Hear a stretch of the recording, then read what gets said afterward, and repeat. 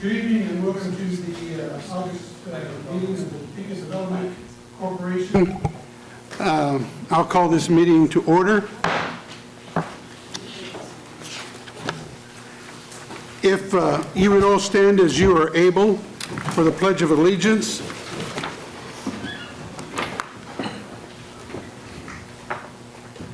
I pledge allegiance to the flag of the United States of America and to the republic for which it stands, one nation, under God, indivisible, with liberty and justice for all. Okay. Madam Clerk, if you'll call the roll, please. Board President Padilla. Here. Vice President Dobler. Here. Directors Hiller. Here. Ortiz. Here. Valdivia Aquila. Here. Banks. Here. Kell. Here. Miller. Here. Duncan. Here. And Hofer. Here. All right, we have 10 present. Okay, thank you. Number 4 on the agenda, Madam Clerk. Is approval of the July 15, 2025 meeting minutes. There a motion from the board? Move to approve by Councilman Dobler and a second by Councilman Miller. Are we using the, We can do consensus for Okay. this, yeah. all those in favor say aye? Aye. Any opposed? Okay. All right, we have 10 yes, motion carries. Okay, next on the agenda item, Madam Clerk. The next item is discussion of the sale of Hotel Topeka. Okay. Deputy City Manager Braxton Copeland. Yes, thank you. As you'll remember at the last city council meeting, or the last TDC meeting, we approved the city manager entering into a LOI with the Endeavor Hotel Group. This evening I have Roy Arnold, CEO of the Endeavor Group, and Stacy Williams, one of his associates, who is here to basically share with you their vision for Hotel Topeka. Just as a reminder, the key terms in the LOI include rebranding to a Wyndham property, as well as a property tax exemption for 10 years, issuance of an IRB, as well as a when purchased retail sales tax exemption on the cost of materials for the rehab of the property. Under the LOI, that could either be the city or the county serving as the issuer of those. And other material terms include Endeavor successfully negotiating a agreement with the county relative to the rehab of the Manor Conference Center, as well as agreeing to the cost allocation of what that rehab would look like. And then the Endeavor ultimately would like to have the ability to manage the other facilities to manage an entire comprehensive unified campus. So with that, I will invite Roy and Stacy up to the table. They can share with you their vision for the property, as well as provide updates as they've had discussions with Wyndham, as well as share some concept plans for a similar property that they've redeveloped, as well as talk about the other hotel that they own in the city of Topeka, with your permission, of course. Yes, we want to have them come up. We do have one person signed up to speak, though, on this matter, and I'm going to give that opportunity to the individual prior to having Stacy and Roy come up, as long as we got the sound taken care of. So, Madam Clerk, I'm going to call up Mr. Henry McClure.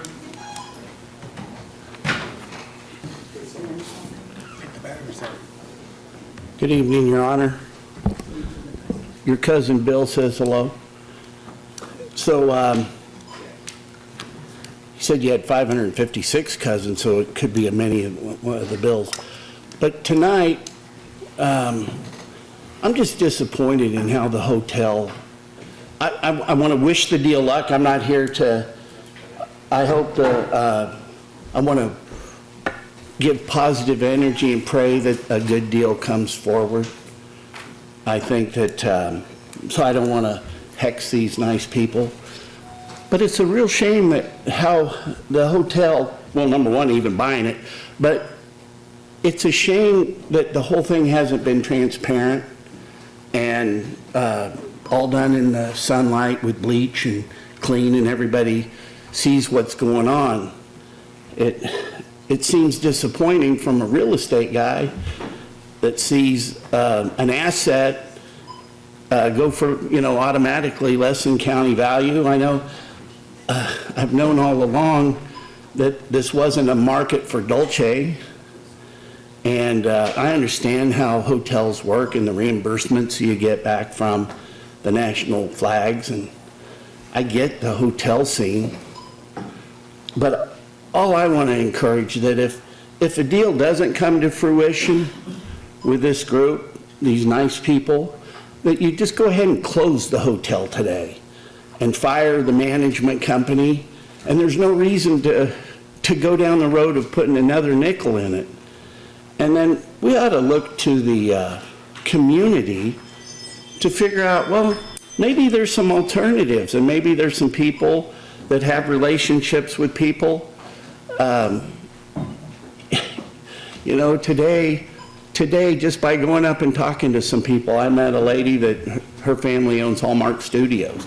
And I told them, this would be a good place for you to move. Get out of Hollywood. Come on over. But sometimes in Topeka, the decision-making and the deal-making, it's all too cloistered. And so if something goes wrong with this fine deal that you have on the table, well, consider just closing the hotel, firing the people that you've got working there. Don't put another nickel into it, and let's regroup. And let's engage the public and see what the public want to do with their tax dollars. Hey, look at that. I'm going to give you all that time back. So thank you. Thank you. Okay. No other persons are signed up to speak on this matter, so now, if I can ask Ms. Williams and...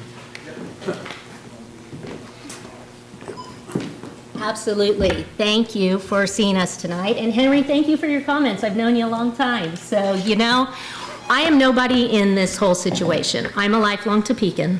I care about the city. And when I saw that hotel going up for auction, it concerned me.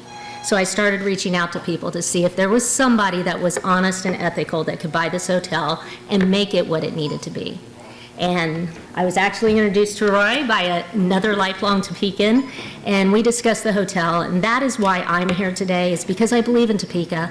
I know what this gentleman can do and his company can do. And so I live in this town. I don't want to be run out of this town. This is really, really emotional and passionate for me, because I know this hotel can be a great thing. So I'm going to introduce Roy. Roy is in charge. All right, thanks, Stacy. Mr. Arnold, thank you for being here this Mr. evening. Mayor, thank you, and for staff and for the council members. I've had a chance to meet with some of you, and hopefully I'll have additional time to spend time over the next couple months as we progress on this journey together. I want to tell you a little bit about me and about our company, and then what our intentions are for the hotel. And Ms. McClure, I think hopefully you'll appreciate what we're doing, and I think we'll be good stewards going forward. I was a Marine for 30 years. Never intended to spend my life in the Marine Corps, but that's the way it kind of goes. You find something you have a passion for, and the Marine Corps kept throwing things in front of me that were exciting and interesting and rewarding, and the biggest thing was leading Marines. That was its own reward. And so when I left the Marine Corps, reluctantly, as we all do, you only get to stay for 30 years. And so at the end of that period of time, I went into sports entertainment. I did not anticipate that move. It was unexpected. I was offered one of those deals, give me an offer that you can't refuse, and end up running a thoroughbred racetrack in Chicago, Illinois. What a first opportunity leaving the military, but it was fortuitous because I found that I enjoyed the interaction with fan base. I enjoyed running a stadium. I enjoyed the opportunity to lead a team and deliver sincere hospitality every day to high-end clients and low-end concession patrons, you name it. It was very rewarding, and I have very fond memories of that time in my career. But that then led me to a company called Centerplate, which is a global hospitality company. We had over 300 different venues, many of them in relationships with municipal governments, civic centers, convention centers. We had 8 of the 10 largest convention centers in the United States. We also had 9 NFL stadiums, 3 Major League Baseball stadiums, professional hockey, and 15 minor league stadiums as well that we provided all hospitality services to, and a variety of other things which I won't go into. But it gave me an appreciation for what goes into running an effective event and convention business. And so when I moved into the hotel space, and we are based out of Wichita, Kansas, we've been here since 2016. We have a number of hotels at present. I originally came to Kansas to lead a 46 hotel company. That company was sold by the owners, a REIT, Real Estate Investment Trust. In 2019, we sold that successfully. I tried to buy the company because I believed in the people, but somebody bid an incredible amount of money, and it was not feasible for me to compete against that company. But we fell in love with Kansas. We love living in Wichita, and my wife and I decided to stay here, and we started Endeavor Hotel Group. And since then, we have built a portfolio presently of 7 hotels, mostly larger full-service hotels. I'm going to put my glasses on here, which I hate to admit I need, but I want to make sure I hit these points. 7 hotels, 6 states. We have another hotel in Lawrence, Kansas, which is on the athletic campus of KU. It's the Stonehill Lawrence. It's the #1 hotel in the world for the trademark collection of Wyndham Hotels. We just won an award in Vegas just a month ago.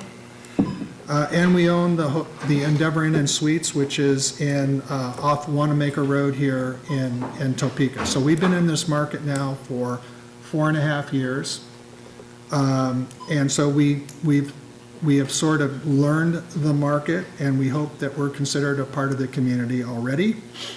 Our regional general manager, Kayla Chapman, who will have responsibility for the Hotel Topeka in terms of its business operation, is a resident of Topeka and is based here and will remain based here. We got attracted to regional conference hotels for a variety of reasons. The main one being that they are community-based.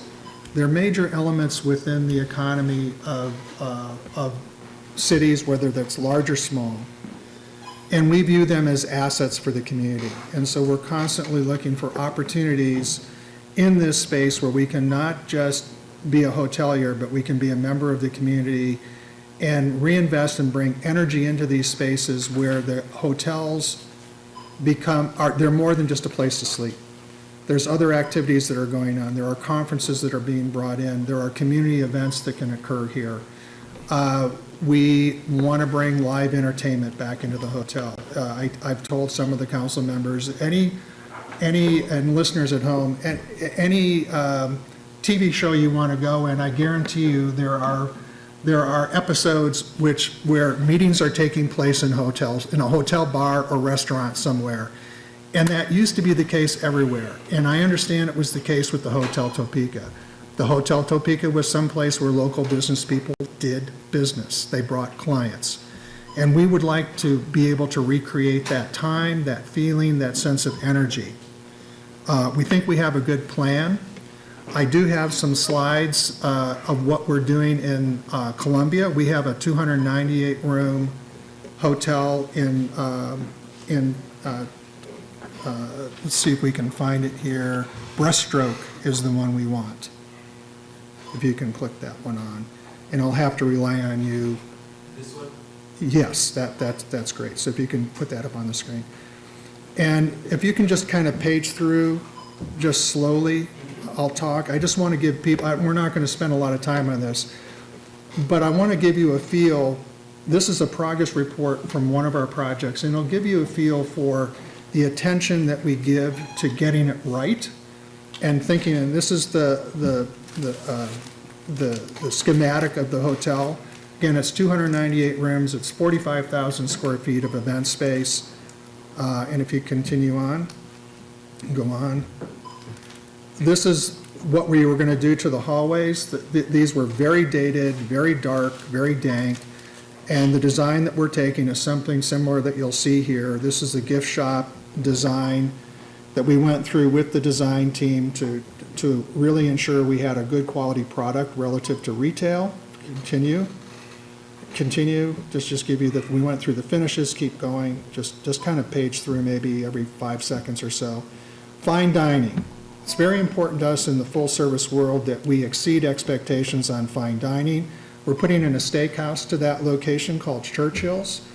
It's obviously predicated upon a kind of a British club concept, and that's in the process of being built out now. It's going to have a dedicated glassed-in wine room, higher-end finish.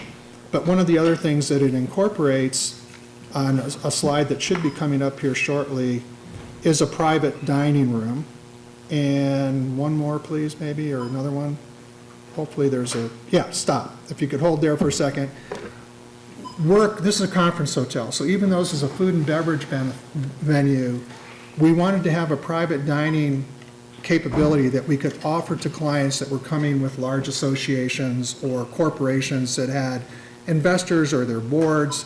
We want to be able to have this as a venue that's available to them that elevates their experience with us that much higher than just having a space for the event itself. Okay, if you could continue. But you can see the attention to detail and the form and finish that we bring to hotels. These are not, this is live arrival and registration. These large conference hotels can process 300, 400, 500 people at a go in a couple-hour time period. And so we wanted to make sure that our registration and reception area was able to handle that. And so we needed to expand the capacity of the existing hotel and add in some mobile capabilities and some concierge capabilities to be able to process those guests.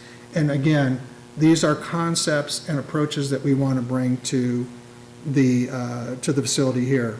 We have an atrium lounge there. Obviously, there's an atrium in this hotel. We would approach this very similarly. You can see some of the selections that we have on materials. It's a warmer, modern approach that creates, I think, a conducive environment for people to relax and enjoy. We have large artwork collections that we have on display there.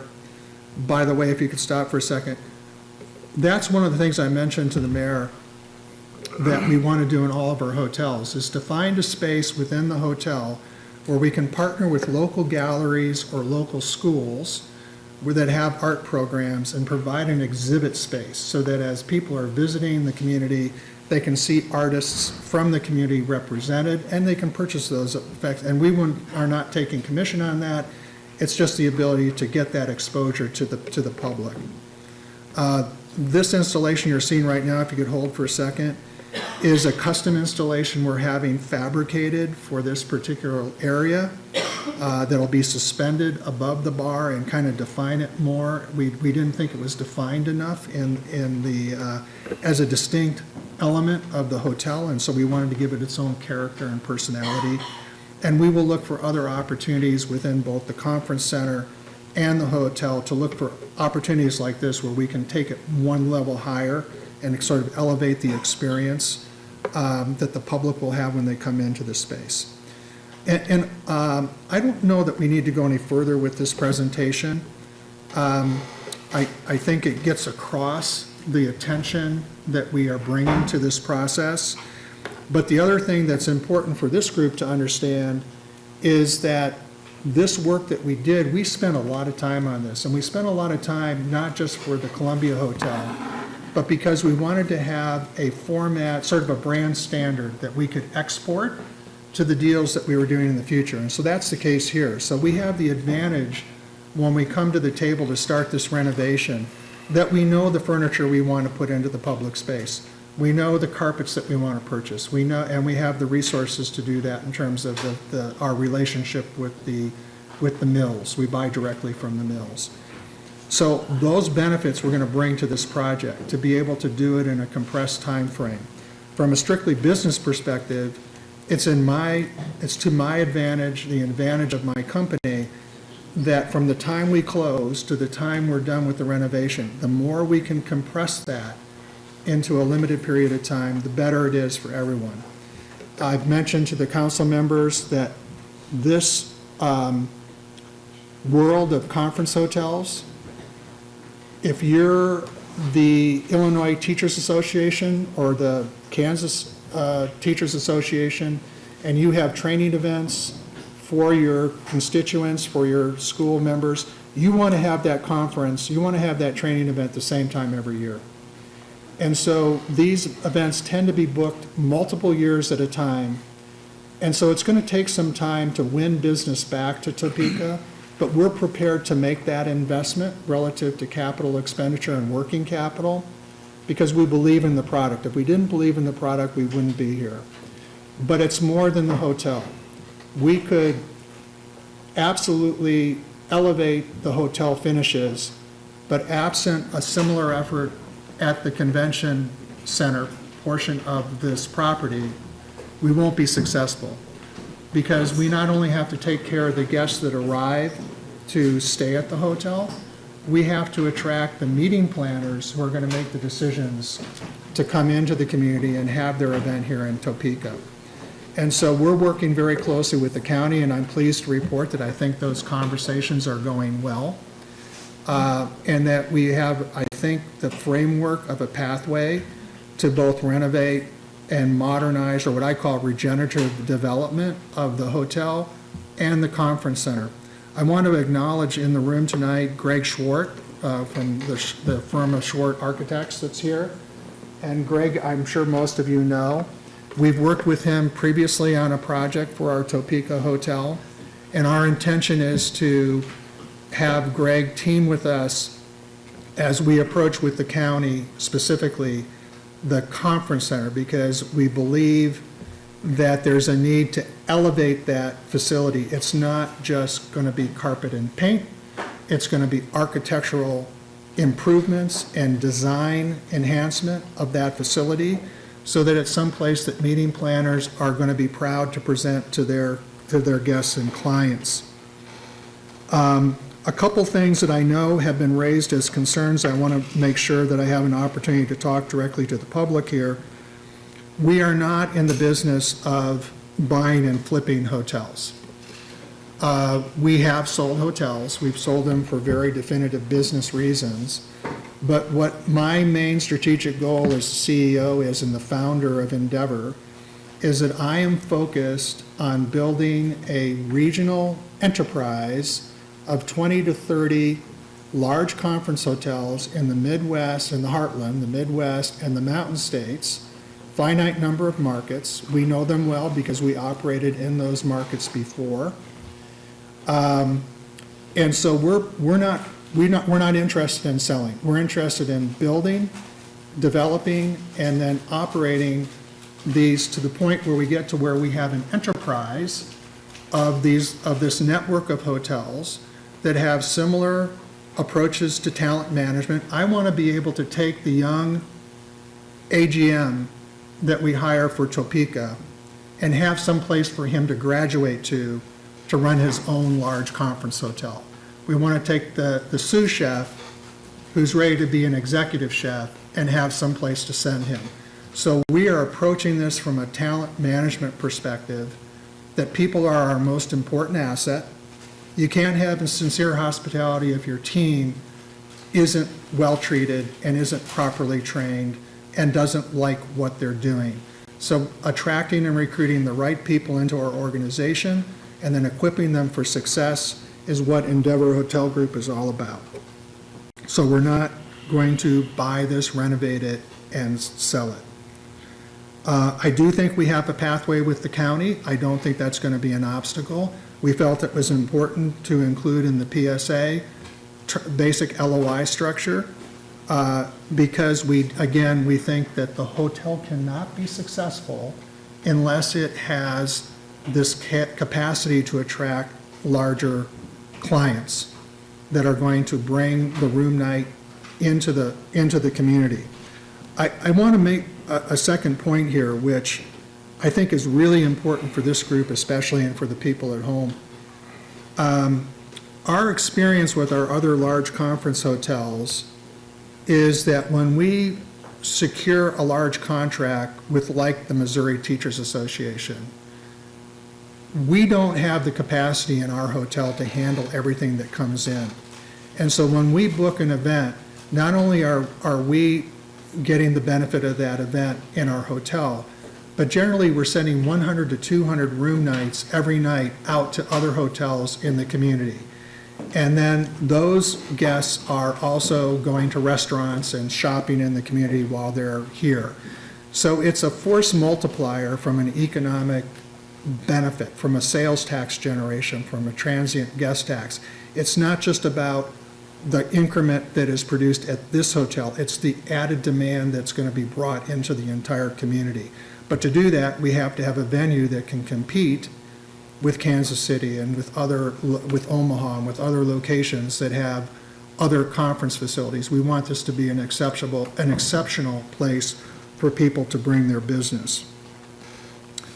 I think I want to close really with just recognizing that we've gotten to this point through the efforts of the staff. We have, by the way, been looking at this hotel for several years. When it first came up for auction, we considered bidding on it. I did not bid on it at the time, only for the reason that we had an existing strategic acquisition in progress that conflicted in the time frame that the auction had for consideration. And I made a choice as a CEO not to diminish my focus on the strategic goal that we had in place at the time, but I also kind of felt that we'd probably get a second bite at the apple too, because that happens a lot with these larger assets. There's a limited pool of buyers, not because of the money, but because of the complexity of the operating model. And a lot of hoteliers that think they're going to be successful because they've had select service hotels find out that this world is a completely different world.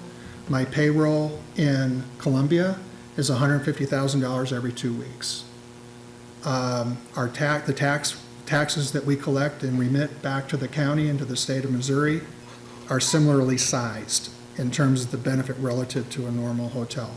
So we believe that we can bring value into the community, but I want to recognize that we wouldn't be here if we hadn't been in discussions with staff, having difficult sometimes but very candid conversations concerning the needs of the city, the needs of the county on this hand. It's a very complex deal from that standpoint, in the sense we're dealing with two different governmental bodies to essentially be able to transform what's going to be a commercial operation that we are going to invest significant capital into.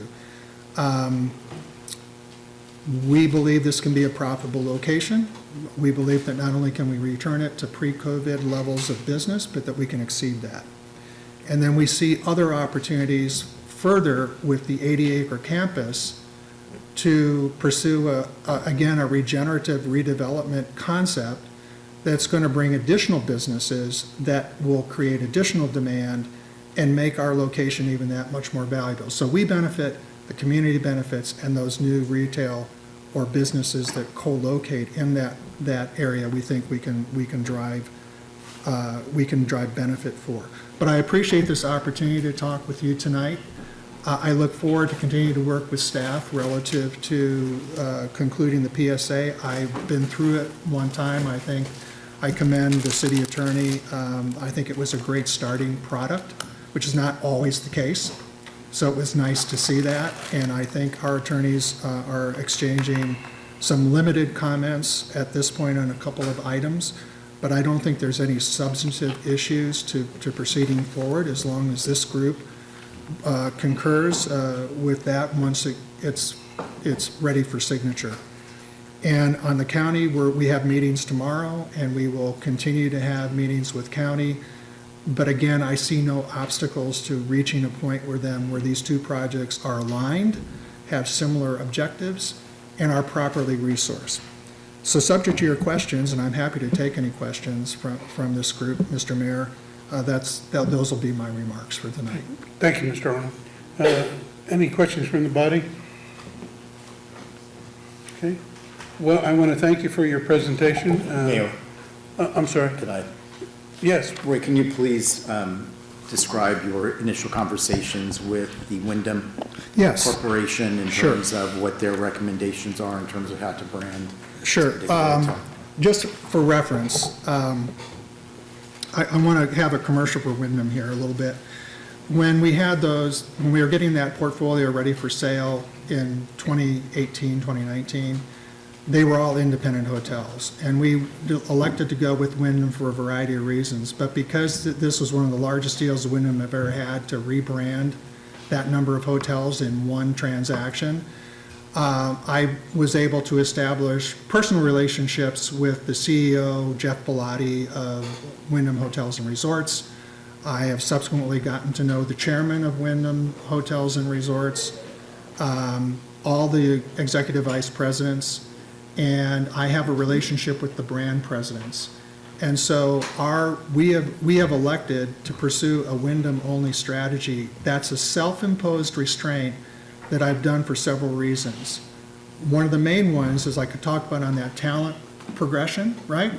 If you have common business systems of record and you have brand standards that are common, then people can move up in the organization without needing to be retrained. And we can establish deeper relationships with the brand so that they can assist us in being successful. But also, because of my relationship, when it comes to property improvement plans, and now this group has been an owner of a hotel, and you kind of know what I'm talking about. Folks at home may not. That stands for Property Improvement Plan. And it's a brand mandated standard you must meet if you want to have their franchise on your hotel. So I have established the credibility as a hotelier with Wyndham in terms of what we do, that I can get some latitude that normally I would not be afforded, where they trust me on my judgment, because remember I said it's important that there's a tie to the community. So I don't want a cookie cutter. I want something that resonates with each community. Commonality, again, of business systems and some of the finishes, but where we can riff a little bit on a local community and bring in some local color and vibrancy. And they trust me on that. So we've looked at 2 Wyndham brands for this property because it's a conference hotel. And one of them was Dolce. I'm doing one other Dolce project and probably another. But I was just at a Wyndham event. I was ambushed to play in the Wyndham Championship Pro-Am. They didn't tell me that when I went. And so when I finally found out, I'd spent a lot of time with a golf pro for about 6 weeks before the event. But it was great because in those events, business happens, and we talked about Hotel Topeka, and their staff, Jeff had their staff take a deep dive looking at this, and we reached a conclusion that this may be better positioned as a Wyndham full-service hotel as opposed to a Dolce, simply because it's not strictly a resort property. We are going to evaluate that, and I give my word to this group that we're going to make a decision cooperatively with the city to make sure that the brand that we place on the hotel is going to produce the best benefit for the long-term value of the property. Obviously, we want that as well. I'm confident that with my relationship, we will be able to get the property improvement plan structured in a way not to avoid costs, because we end up doing things that the brands don't require us to do, frankly. Churchill's is not a brand requirement. That's going to be an expensive investment, but we think it's the right thing to do to produce the guest experience that we want at the hotel in Columbia. And we'll do the same thing here in Topeka. So we will in a very short period of time, we will have a recommendation for this group on what Wyndham and I believe is the right solution, but it will either be a Dolce or a Wyndham full-service hotel, both of which are upscale have upscale brand standards. And we will ensure that the PIP achieves those things that we've identified in our visits and in our due diligence period that we will go through to make sure that the final product is one that the community can be proud of and that will be successful for us as business people. Braxton, anything else that you'd like me to cover in that regard? Just a quick question. The brushstroke that you went through us on the revamped Holiday Inn, was that a Wyndham full-service hotel? Yes, we bought that as a Holiday Inn, and in February of this year, we converted that over to a Wyndham full-service hotel. And we have another Wyndham full-service hotel, which is also, it's a smaller hotel, it's 131 rooms, but it is also a full-service Wyndham. It's doing very well. We're very pleased with it. And again, these are all full-service hotels with restaurants, cafes, liquor license, and meeting capacity within those hotels. So this Topeka, if we do a Wyndham full-service hotel, will be our third location. That's a full-service Wyndham. And it's my intent to do those going forward. We do have one hotel, which is a drive-to destination resort. It was not large enough for us to consider a Dolce, but we still went with Wyndham as a trademark collection, which is a boutique hotel brand within Wyndham that allows us to, again, maintain that local uniqueness. In that case, it's a lodge design, Northwoods Lodge design, and we felt it was important to maintain that brand identity, had a well-established identity. But we're looking at another resort now in the Northwest, which is probably a future Dolce because it incorporates a golf course and a marina, and it's a larger resort property. The only other thing, Roy, that you may want to just say a few words about the other property that you own in the city of Topeka. I know that you did that one right in terms of the rehab, and then I think you have a staff member who's been there for about 50 years tending bar. Oh, yeah, great story.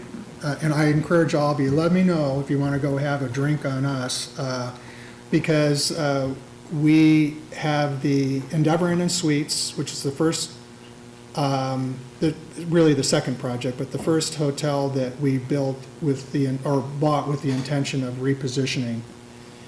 And it's over on Henderson Road off Wanamaker. It sits behind the Country Inn and Suites. That's probably what everybody sees, but we're right behind it. It's a courtyard-style hotel, and we have completely redone that hotel. We completely demoed.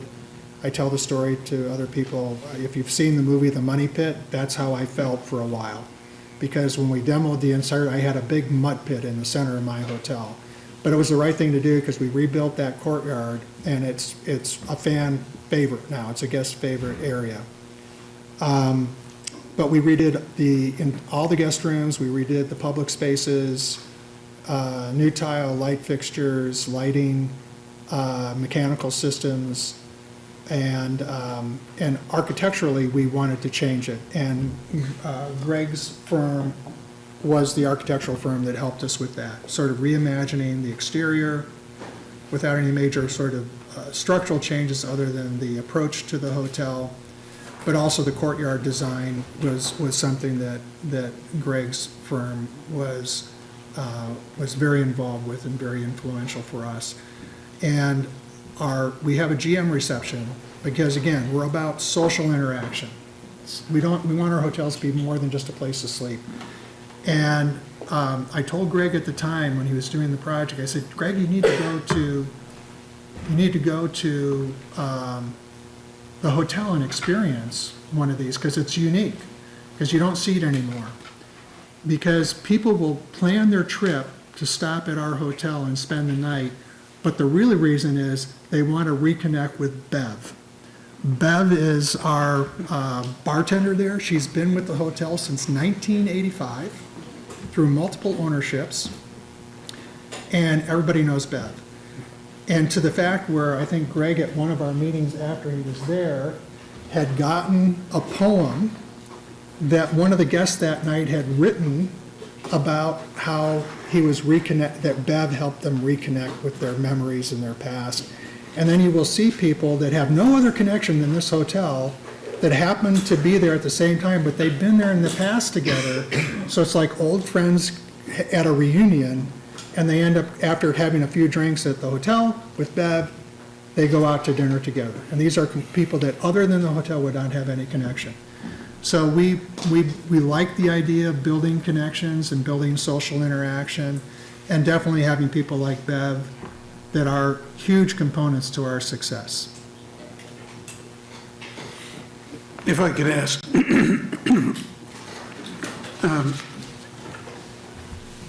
when we visited and talked a little bit about the plans that you have, and it's something we all realize that people see just the surface of the cosmetics, as it were, but they don't understand the infrastructure plans that you have as well. And the one that I would ask you to highlight a bit are the IT Yes. features that you would Yeah. intend to upgrade the hotel with. Yeah, we live in a brave new world, right? With AI coming online and the capabilities of IT. And there's an expectation on the part of guests and clients that they're going to have a seamless experience in terms of their interaction with technology. And that starts before they ever get to the hotel, in the pre-arrival ability to communicate effectively in ways which add value, not just to bug people with upsell offers and those types of things, but things that will help them get to the hotel, understand what the weather is, and things like that.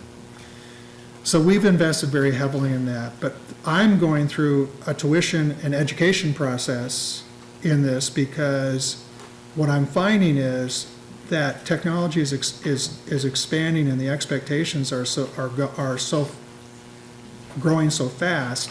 It's not just about bandwidth and about whether your device can hook up to the Wi-Fi anymore. It's about the infrastructure that's in the walls, the switches, the routers, the access points, and our ability as a provider of services to give you the bandwidth you need for your event. For instance, the ability for you to, or let's take the Kansas Teachers Association. We would love to have them as a client, and I'm sure they do some sort of summer event as an association. We would love the opportunity, I think they would love the opportunity to not only be able to provide education and training to their members on site, but for the people that may be out in Colby or somewhere that can't get to the conference, that they could participate virtually. So that's a whole nother level of difficulty from an IT perspective, to be able to have interactive video teleconferencing on a large scale, and it requires large investments. In our Columbia Hotel, we made investments last year, and I just put another $250,000 into additional things that no one will ever see, but that are essential to be able to deliver a quality IT experience. But also, if it's a large corporation, or I use the example, we just hosted the Missouri Bar exam. And we've done that for years. But this year, for the first time, they're administering it digitally. So imagine an auditorium full of aspirants trying to get through their bar exam, and Amanda can appreciate this. My wife is an attorney, so I remember what she went through when she was preparing for the California bar. So you've got all this anxiety and expectation about the next step in their career. If you're going to do that digitally, you cannot have an IT failure. You can't have somebody lose their work and not get it back, or have the test delayed because you overwhelm the system. And so we made that investment well above what that conference is going to bring us, but we figured, okay, this is not the first time, this won't be the last time. So we're going to make the investment necessary so that when a meeting planner or a large corporation looks at any of our facilities as a potential site for their event, when they talk technology, we're going to have the answers. From a cybersecurity perspective, not just from a bandwidth perspective. It's not just about bandwidth. If they're going to connect their system into that conference to be able to access their data, we have to ensure that it's secure. So there's much more to it, but that's the price of entry. That's our product. It's a key component of running a conference hotel, and so we're committed to making those investments. Thank you, Roy. Anything further, correction? Anyone else from the council? Deputy Mayor. Just kind of want to remind people that, for the most part, this hotel is bought to protect the investment of all the money, that almost $50 million that's put into the Expo Center. And with this type of deal, it looks like we might be able to even help the county even more with some of those improvements. We're getting what we're asking for, updating the hotel, a flag or a name brand, wherever we're going to put it, someone that wants to attract events, and someone that has a long-term plan and long-term investment into the hotel. It was brought up earlier, this goes down to shut it all down. That, to me, is the most ridiculous idea long-term for that hotel or for the city. We'd lose so many events we wouldn't get back anymore. That we're trying to do our best. We're trying to save those events that do book the city, like the Kansas Kid Wrestling that does book the whole entire city. And we're trying to figure out, but to me, this sounds like a very good deal for the city and for the hotel. And if anyone has any questions on this, feel free to reach out to me or anyone else here, and we'll try to explain as best we can and get to the answers. Because I know there's a lot of misinformation out there about how the city's going to recoup its money or why we bought this. So please feel free to reach out and not just keep on passing the misinformation. Thank you. Okay. Nothing further? Okay. Again, thank you, Mr. Arnold, for your presentation. I appreciate your time. Mr. Mayor, council members, staff, thank you very much. Thank you, sir. Okay, Madam Clerk, there are no executive sessions, am I correct? Okay, no other business to become before the TDC? Okay, no one signed up for further public comment. This meeting is adjourned.